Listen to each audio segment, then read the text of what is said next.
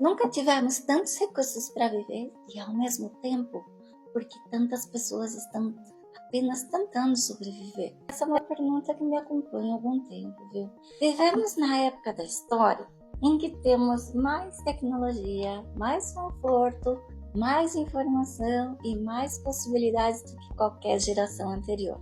Temos acesso instantâneo ao conhecimento, a medicina mais avançada, a comunicação em tempo real e uma quantidade quase infinita de entretenimento. Ainda assim, parece que tem alguma coisa bastante errada. Nunca ouvimos falar tanto de burnout.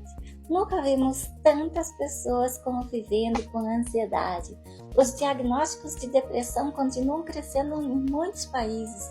O consumo de psicofármacos é parte da rotina de milhões de pessoas, milhões. E talvez mais discreto que tudo isso, agora existe uma crescente sensação que é difícil de explicar. É uma sensação de vazio, mas não é um vazio de quem perdeu alguém, nem um vazio de quem passou por uma tragédia, é uma coisa estranha. A vida continua funcionando, você acorda, cumpre compromissos, responde mensagens, cuida da família, trabalha, sorri quando necessário, mas quando o silêncio chega, aparece uma pergunta incômoda. É só isso? Talvez você já tenha sentido isso e pensado que o problema era você.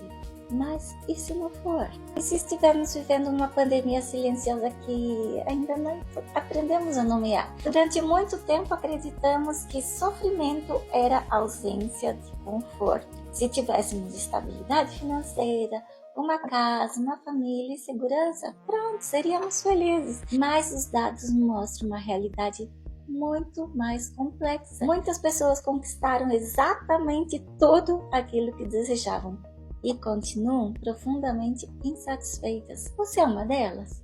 Isso não significa que conforto não seja importante, hein?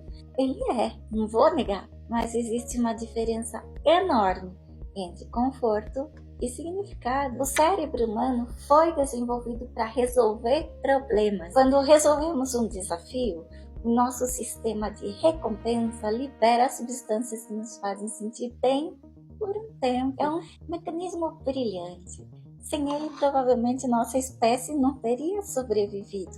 O problema é que o cérebro não foi projetado para nos manter permanentemente felizes. Ele foi projetado para garantir sobrevivência. Por isso, aquilo que ontem parecia extraordinário, hoje ficou normal. A promoção, o carro novo, a casa, o reconhecimento, tudo isso deixa de produzir o mesmo impacto rapidinho. Então, começamos a procurar a próxima conquista.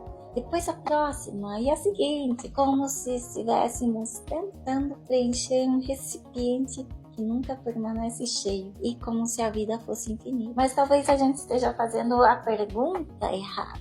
Talvez a questão não seja o que ainda falta para conquistar. Desse outro ponto de vista, talvez a pergunta seja: o que estamos tentando compensar? Observe a sociedade. Vivemos conectados o tempo inteiro, mas cada vez mais pessoas se sentem sozinhas. Conversamos mais, escutamos menos, produzimos mais, descansamos menos, sabemos mais, compreendemos menos. Enquanto isso, uma coisinha igualmente impactante está acontecendo dentro das famílias. Casais dividem a mesma casa, mas já não dividem a mesma vida. Pais convivem com os filhos cada vez menos. As refeições perderam espaço para as telas e os momentos de silêncio foram substituídos por notificações. Não aconteceu de uma vez. Foi acontecendo aos poucos. Talvez seja justamente por isso que quase não percebemos. É como uma fotografia que desbota lentamente e você só percebe aquela mudança quando compara com o que existia antes. Talvez o vazio não tenha surgido porque a vida ficou mais difícil. Talvez tenha surgido porque ela ficou excessivamente acelerada. E quando tudo acontece rápido demais, nós deixamos de perceber o essencial. Tem uma outra perguntinha que me deixa inquieta. Será que todas essas dores Ou seja, burnout, ansiedade, a sensação da síndrome da impostora, a exaustão constante, os relacionamentos frágeis. Será que eles são todas doenças independentes? Ou será que estamos olhando para diferentes sintomas de uma mesma ferida? Esse tipo de ferida que não aparece em exames de sangue, nem nas radiografias, mas aparece no modo como vivemos. Talvez nós estamos tentando tratar o sintoma sem compreender a origem, porque um analgésico pode aliviar uma dor, mas não explica por que ela apareceu.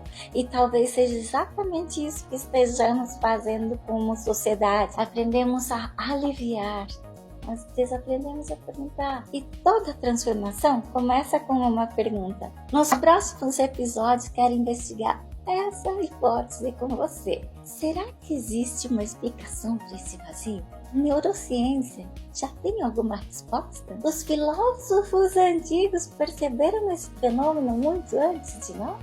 A espiritualidade oferece uma leitura diferente dessa experiência? E por que mesmo percebendo que determinados padrões nos fazem sofrer, continuamos repetindo exatamente os mesmos comportamentos? Essa série não pretende oferecer respostas rápidas.